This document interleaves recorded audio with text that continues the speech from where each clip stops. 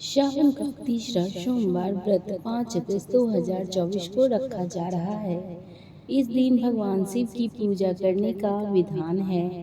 मान्यता है कि इस दिन उपवास रखने से सुख समृद्धि का आशीर्वाद प्राप्त होता है। हिंदू धर्म में श्रावण को बहुत ही महत्वपूर्ण महीना माना जाता है।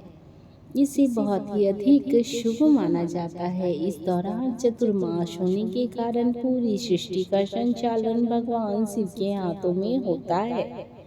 इसीलिए इस माह में सभी शुभ मांगलिक कार्यों में भोलेनाथ की कृपा बनी रहती है। श्रावण के तीसरे सोमवार को बेहद खास माना गया है। इस दिन शिवलिंग पर बेल पत्र चढ़ाने से सभी रुके हुए कार्यों को गति मिलती है।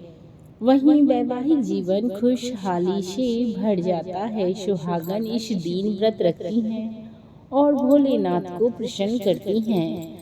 इस दिन भोलेनाथ को बेलपत्र अवश्य ही चढ़ाएं। धार्मिक मान्यताओं के अनुसार श्रावण के तीसरे सोमवार पर भोलेनाथ के 108 नाम जपने पर मनोवांछित फल की प्राप्ति होती है। साथ ही मन से डर भय दूर होते हैं। इस दौरान कुछ खास उपाय करने से धन लाभ के योग भी बनते हैं। ऐसे में आइए इन उपायों के बारे में जान लेते हैं। सावन के तीसरे सोमवार पर सुबह ही स्नान कर लें। इसके बाद पूजा स्थान पर सभी पूजन सामग्री को एकत्रित कर लें। इसके बाद शुभ मुहूर्त के अनुसार दूध से शिव जी का अभिषेक करें। घी का दीपक जलाएं, फिर उन्हें चंदन फूल, बेल पत्र, भांग की पत्ती, समी के पत्र और मिठाई चढ़ाएं। इसके बाद धूप दीप अर्पित करें। अब शिव चालीसा का पाठ कर लें। यदि आपका व्रत है तो सोमवार व्रत कथा का पाठ करें। अंत में भोलेनाथ की आरती करें। श्रावण सोमवार माह का महत्व। श्रावण महीने के सोमवार के दिन जो व्यक्ति विशेष रूप से भगवान शिव की पूजा करता है और व्रत करता है, उसकी सभी इच्छाएं पूरी होती है।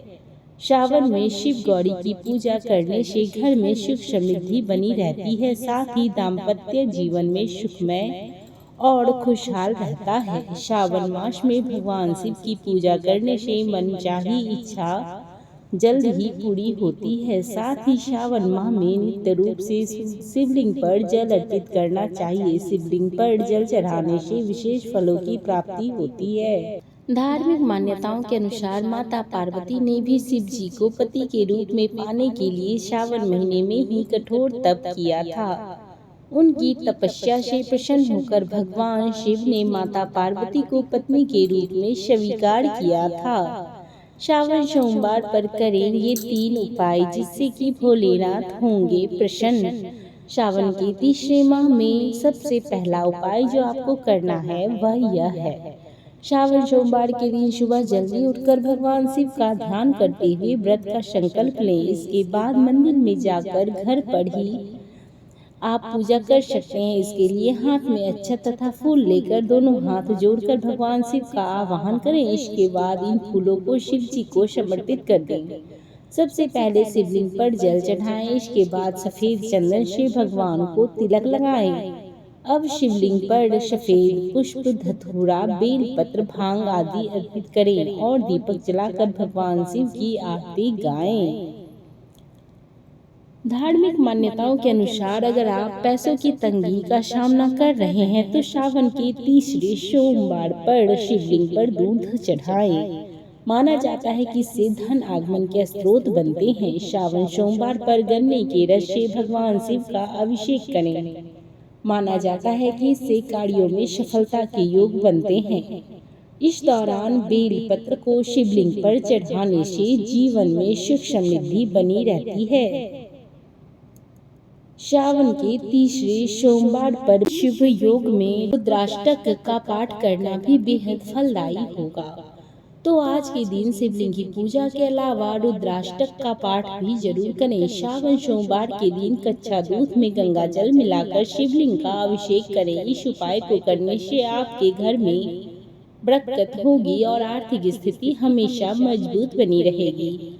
श्रावण सोमवार के दिन गन्ने का रस भोलेनाथ पर समर्पित करें। इस दिन अन्न का दान करना भी लाभदायक माना जाता है। आज के दिन किसी जरूरतमंद या गरीब को काला तिल और चावल का दान करने से महादेव की कृपा प्राप्त होती है। भोलेनाथ प्रसन्न होते हैं और अपने भक्तों की इच्छा को पूरी करते हैं। अगर आप जीवन के हर क्षेत्र में विजय प्राप्त करना चाहते हैं तो आज के दिन बेल पत्रों की माला बनाकर शिवलिंग पर चढ़ाएं। साथ ही शिवलिंग का जलाभिषेक भी जरूर करें। बेल पत्र चढ़ाते समय ध्यान रखें कि शिवलिंग पर हमेशा 3 पत्तों वाला बेल पत्र ही चढ़ाना चाहिए।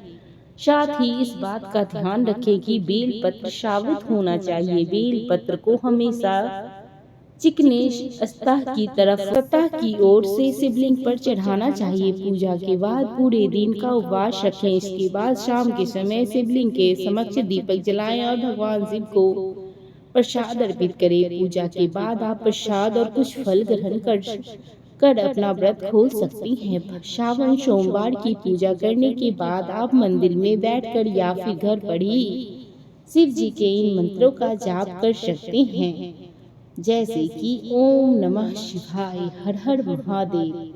यह सब मंत्र आप जिस मंत्र को पढ़ सकने में सक्षम हो उनका ही जाप करें और जाप दिन भर कर सकते हैं। ओम नमो भगवते रुद्राय, यह मंत्र भी आप जाप कर सकते हैं। शिव पुराण में पारद को शिव का वीर्य कहा गया है। वीर्य बीज है जो संपूर्ण जीवों की उत्पत्ति का कारक है। मान्यता है कि सावन के तीसरे सोमवार पर पारद शिवलिंग पर बेल पत्र चढ़ाने से संतान प्राप्ति का राह आसान हो जाता है। साल भर की मेहनत के बाद भी सैलरी में बढ़ोतरी नहीं हो पा रही है तो तीसरे श्रावण सोमवार पर पारद शिवलिंग के सीधे हाथ की तरफ दीपक जलाकर रखें और हाथ में थोड़ा जल और फूल लेकर महामृत्युंजय मंत्र का 3 बार जप करें और भगवान शिव को अर्पित कर दें। मान्यता है इससे आय में वृद्धि होती है। घर को किसी की नजर लग गई है, अगर किसी ने जादू टोना कर रखा है तो श्रावण सोमवार पर घर में पारद शिवलिंग का स्थापित करें और रोजाना विधि विधान से पूजन करें। मान्यता है कि इससे होने से बुरी शक्तियां घर में प्रवेश नहीं करती। सावन सोमवार के दिन शाम को पारद शिवलिंग की पूजा अर्चना करने से आरोग्य का वरदान मिलता है, शारीरिक दुर्बलता दूर होती है। पारद शिवलिंग के स्पर्श मात्र से दैवीय शक्तियों का आशीर्वाद मिलता है। ऐसे में श्रावण के तीसरे सोमवार पर पारद शिवलिंग पर बेल पत्र अर्पित करें और अगले दिन इसे लाल कपड़े में बांधकर धन स्थान पर रखें। दिन दुगुनी रात चौगुनी तरक्की मिलेगी। सावन के प्रत्येक सोमवार को व्रत रखते हुए सावन में